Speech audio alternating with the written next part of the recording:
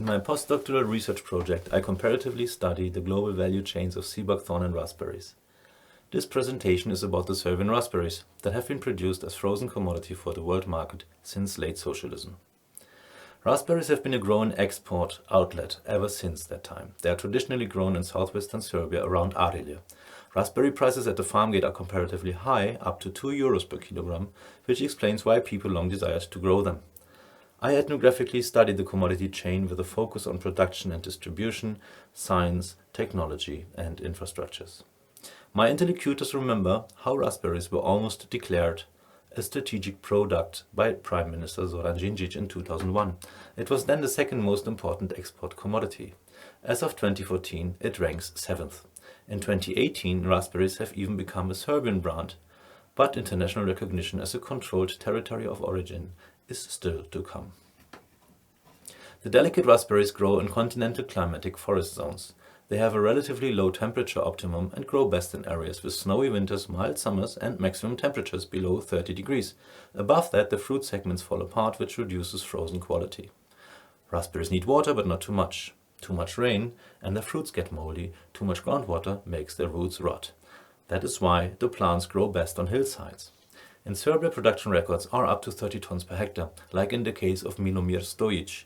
His record was measured some 15 years ago on a small family plot of perhaps half a hectare, where 5 family members can pick.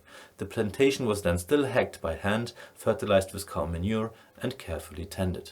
But these records are of the past. Raspberries have economically displaced dairying, so more chemical fertilizer is used, which reduces the airiness and water absorption of the subsoiling. The fields have become enlarged and moved to the lowlands, are worked by laborers. Production is capital intensive these days. You can raise a hectare plantation still for €3,000, but with drop-by-drop irrigation and anti-hail nets it can easily cost €40,000. Climatic factors in Arilje used to be a competitive advantage, but today imbalances increase. Heavy snow and hailstorms can break the plants or destroy the buds. Recurring droughts reduce the weight of fruits and therefore the productivity per hectare.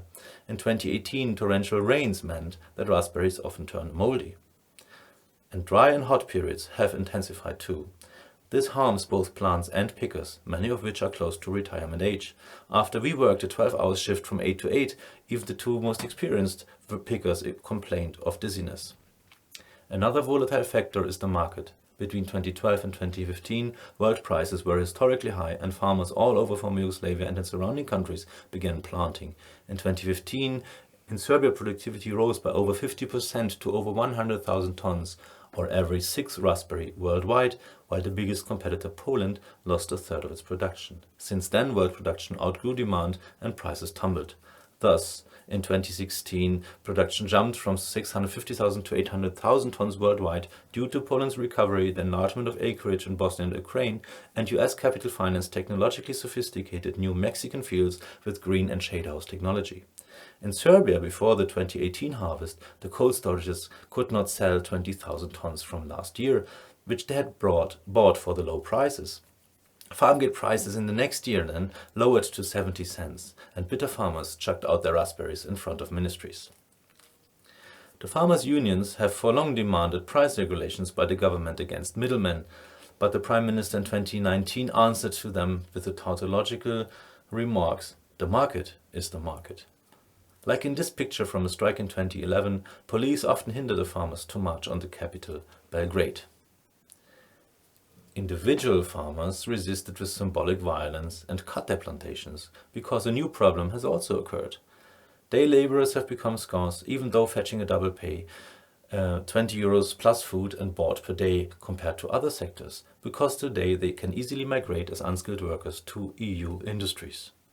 So what advice could I give to the government, to the enterprises, or to the farmers? In good anthropological fashion, I passed the task on and asked in 2017 Dr. Petrović, an 80-year-old pioneer of the sector. He advised a return to a better regulation of quality and to work in small household units again. Overcapacities should be shed by discouraging unexperienced, non-contentious farmers in non-optimal locations. I also talked to a new ecologically inspired cooperative founded in 2012. The leader demanded more support by the government, for instance in branding, regulation, quality production and placement, plus cooperative cool houses to cut out the middlemen. An ecological entrepreneur with 4 hectares on former pasture land and his own cool house advocated a more integrated approach, influenced by circular economy ideas, and said that ecological production slowly returns productivity per hectare. It could not yet be justified by the just slightly higher prices, but by a love for the local landscape and agriculture. This ecologist exported to Germany, but in German supermarkets I found that the competition from Poland is still tough. Poland has already branded its ecological produce, which you see on the left hand, while the conventional raspberries from Serbia on the right were not branded yet. So my third suggestion might be fresh production. Morocco and Spain are as far from Germany as Serbia, but flying in raspberries is distinctly unecological. Alternative 4 is a bit less energy and capital intensive, deep frozen, lyophilizated fruits. For instance, when I visited a producer in 2017, he had just installed a second machine because of high demand. The dry frozen product retained almost 100% taste and shape, though not consistency. You can find it, for instance, in muesli. But this solution is also energy costly. Finally, fifth, I would suggest local value-added processing and consumption in the form of, for instance, this delicious freshly blended raspberry juice in a restaurant in Serbia. In sum, even though environmental change is an important insecurity factor in the transformation of raspberries made in Serbia, it should not provide an excuse to let the economy falter, but a reason to innovate climate-positive and worker-friendly production. Thank you.